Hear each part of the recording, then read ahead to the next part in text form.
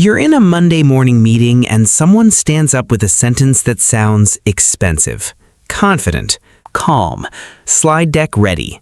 They say, "We need to leverage our core competencies to drive synergistic value creation across the stakeholder ecosystem."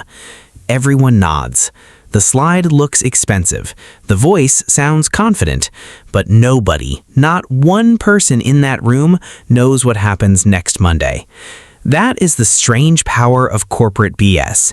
It can make confusion sound like strategy. But the weird part isn't just that the words are confusing, it's that the simplest question, "Wait, what does that actually mean?"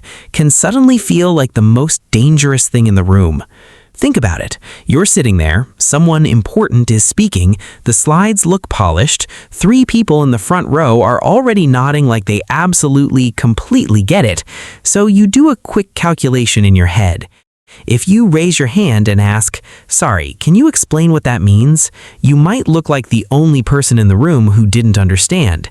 And in that half-second calculation, you decide to just nod. And let's be honest, most of us have done this. We've nodded in a meeting while quietly thinking, "Wait, what did that actually mean?" Not because we're stupid, but because in a room full of confident people, asking the simple question can feel weirdly risky. So why does this actually work? Why does corporate jargon feel so intelligent even when it says almost nothing? Part of the answer is this. We like to think we judge the idea, but often we judge the packaging around the idea. Think about everything around the statement. The speaker has seniority. They sound confident. The slides are clean. The room is quiet. Other people are nodding. All of that is packaging, and packaging is surprisingly powerful. Here's what happens psychologically. When you hear something that's hard to understand, your brain has to make a quick call. Is this deep or is this just unclear? And your brain has to decide fast with very little information, so it looks for shortcuts. Does this person sound confident? Do they have authority? Is everyone else going along with it? If the answer is yes to all 3, your brain often lands on the safer conclusion. Maybe this is smart. Maybe I'm just not getting it. And this is what makes corporate BS so quietly effective. Corporate BS doesn't just inflate the speaker, it quietly makes the listener doubt themselves. That's not a small thing. That's the whole trick. And this isn't just a casual observation about annoying office language. Researchers have actually studied something called corporate bullshit receptivity, basically how easily people mistake vague business jargon for wisdom. Participants rated polished business statements with very little concrete meaning, and people who found those empty statements more insightful also tended to perform worse on workplace judgment tasks. But, and this is important, the point isn't people who use jargon are stupid. That would be too simple, and honestly, it would let us off the hook. The real point is more unsettling. Vague language can slip past our analytical filter when it looks professional enough. The problem is not big words. The problem is when big words replace clear thinking. Actually, let me just show you what this looks like in real time. Manager, we need to optimize our strategic alignment. Employee's inner voice. I have no idea what that means. Employee out loud, absolutely, makes total sense. Manager, great, let's circle back on this. Employee's inner voice, circle back. To what exactly? Yeah, that's the meeting. That's every meeting. But there's something even more important going on here, because corporate BS doesn't just make people feel confused, it actively protects the ideas inside it from ever being tested. Here's what I mean. Clear language creates accountability. Vague language creates escape routes. If someone says, "We will fix the checkout page by Friday," you can check that on Friday. You know who's responsible, you know what success looks like, you know if it happened or it didn't.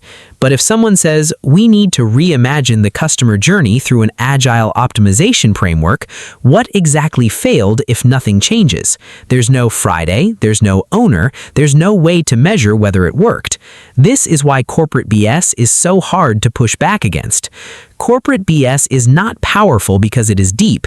It is powerful because it is hard to test. A clear sentence puts the idea on the table. Corporate BS fills the room with fog and calls it strategy.